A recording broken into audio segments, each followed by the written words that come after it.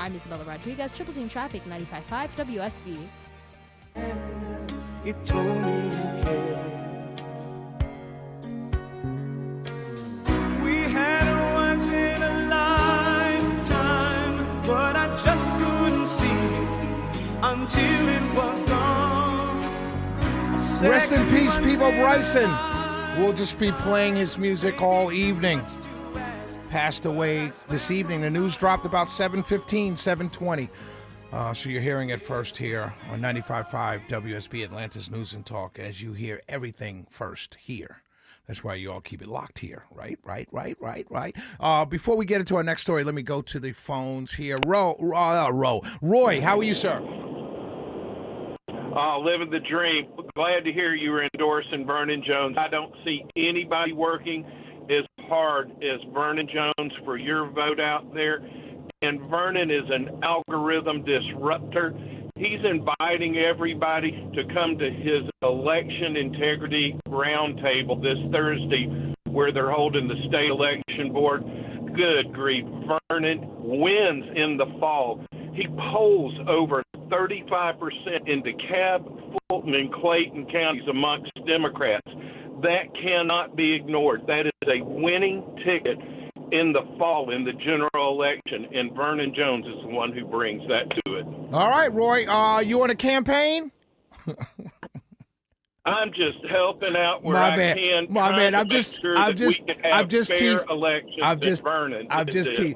teasing you, Roy. Just teasing you. Great call. I don't work Great for call. Vernon. I love Vernon. He's a great guy. My man, have a wonderful evening. Thanks for listening, Roy. I appreciate you very much, brother. Thank you.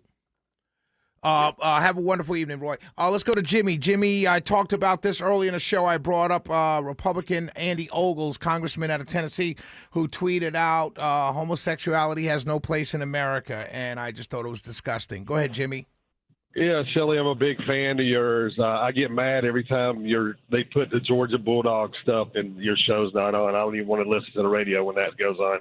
Thanks, man. And yesterday I was in South Carolina, and they broke the news yesterday. I think Spartanburg. I was in Spartanburg. I think he might be from that area. Peebo Bryson. Oh, I don't know. I know he lived in Atlanta for many years. I did not know where he's originally from. Okay, yeah, cool. I think he's from Spartanburg. Yeah, but I was just saying, like me, I'm 60 years old. Homosexual. It didn't bother me. It doesn't bother me if another guy. But these people got to pay attention to these. The constituents in his area. They go to church. He's got to show something up there. He's got to show something. I don't agree with it, but he's got to show something. Yeah, but the thing is, here's the thing that I have to say, Jimmy, and this, and I don't disagree with what you just said. I get that part, right? But I don't. It's not a sustainable party if you have constituents that believe that you feel it necessary to talk to them in that way, because you can't sustain a party that way. Does that make sense? Shelley, it does make sense, but you're going to have down the road here 10 years possibly, you're going to have, like California voted down gay marriage. Right. A long time. They voted it down, but I guess the courts said it was unconstitutional.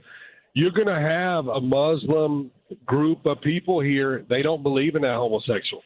Right, and you know what? And I would say, I get you. No, I get you.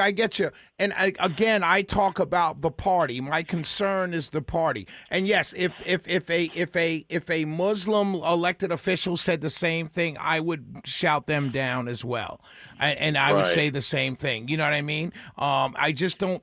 We can't have a political system where our sole job is to attack others and make and make people, and have a voter base that says we don't like this group of people, we don't like that group of people, not because we may disagree with their policies, but we disagree with who they are as people. And that's not sustainable in this country, regardless of who's doing it. It's not sustainable, and it'll pull us apart as a country. And history already shows us that. Great call, Jimmy. A fantastic call. Nice talking to you. Sir, keep it up, man. Good talking to you too, my friend. Good talking to you too. I wanted to talk about Dr. Oz.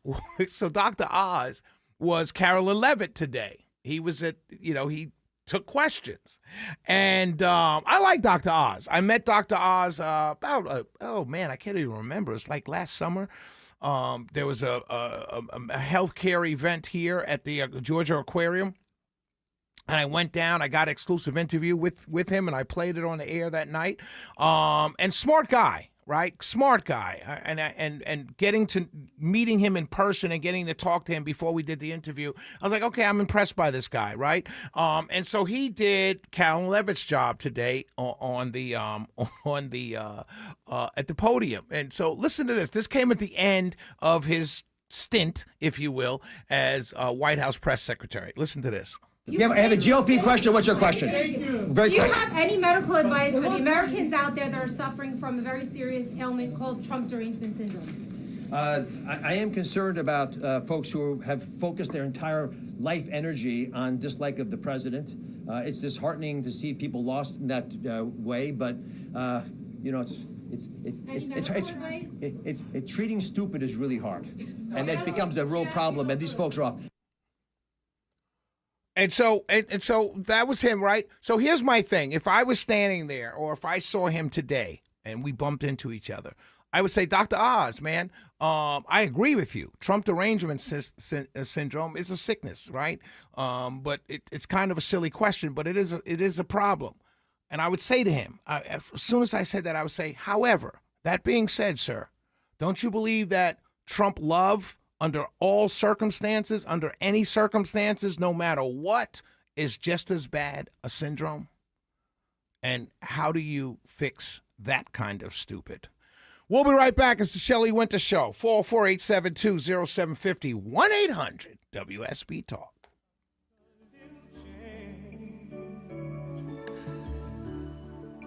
Small to say the least,